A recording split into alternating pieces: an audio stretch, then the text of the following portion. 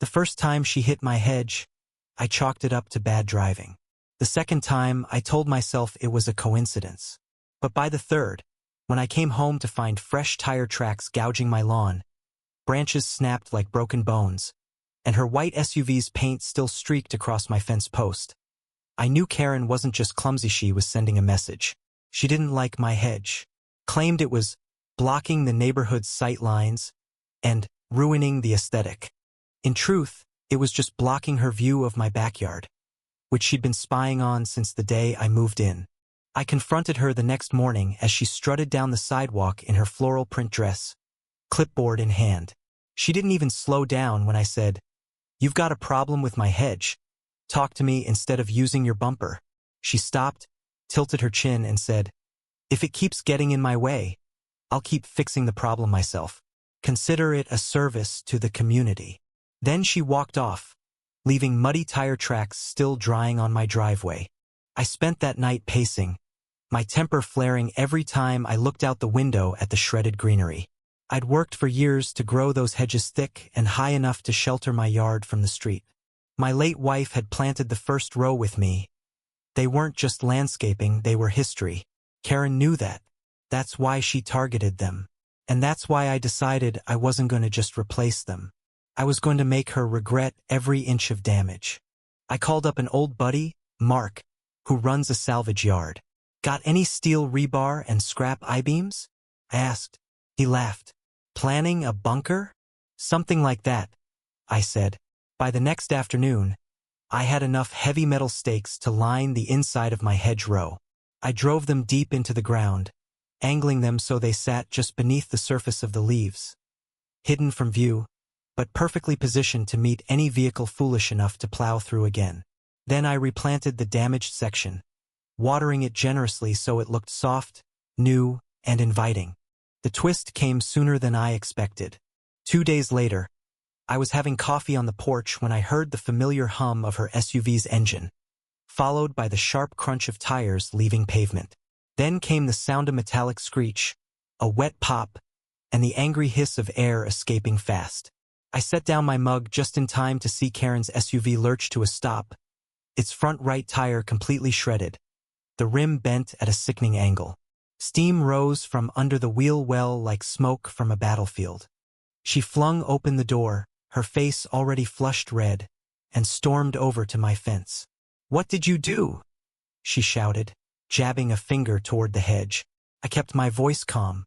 "I planted my hedge, on my property, just like the law says I can." She sputtered, gesturing wildly at her crippled SUV. "You put something in there. That's entrapment. You're going to pay for my repairs." I just leaned on the fence post and said, "Funny. That's what I was going to say to you 3 times over." The neighbors had started to gather by then, phones out, recording. One of them, Edna from across the street, called out, "We saw you hit his hedge before, Karen. Looks like it finally hit back." The laughter that followed was the kind that gets under your skin and stays there. Karen's lips trembled as she looked around and realized there wasn't a single sympathetic face in the crowd. Karen's mouth opened like she wanted to fire back, but all that came out was a sharp inhale and the faintest squeak of frustration. She spun on her heel and stomped back toward her SUV, dialing furiously on her phone. I could hear every word as she spat them into the receiver. "Yes, police. I want to report property sabotage. My tire's been destroyed by my neighbor's hedge."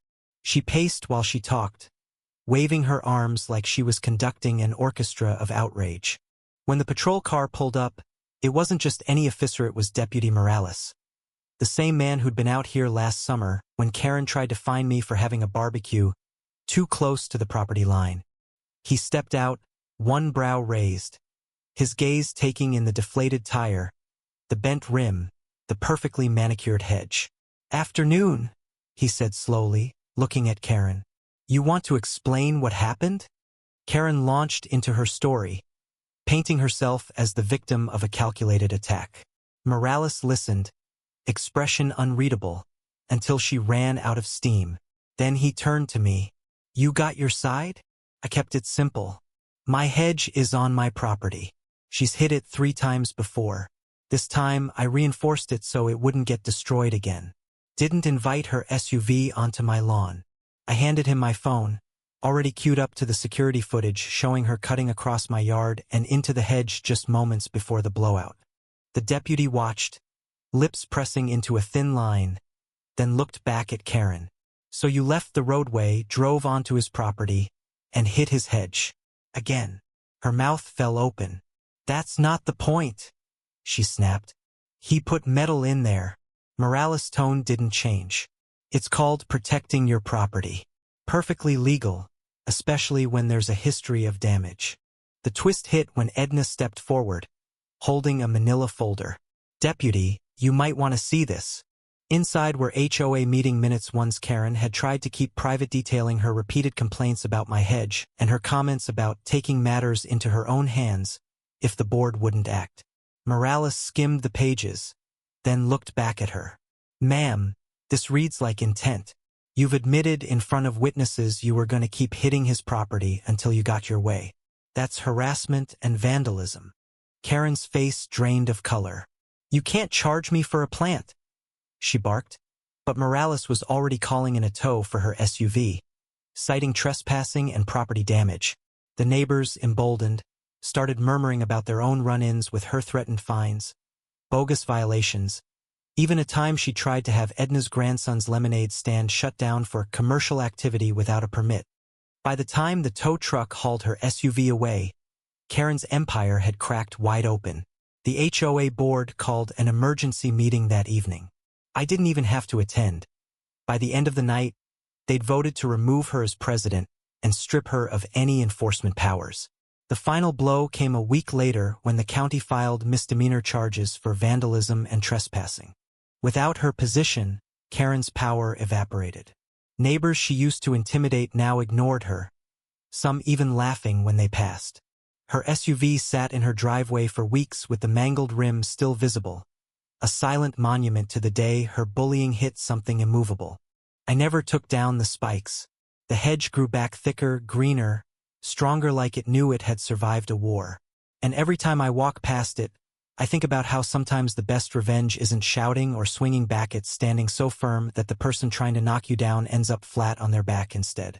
If someone kept destroying something precious to you, would you replace it quietly or make sure they felt the sting of hitting it one last, unforgettable time?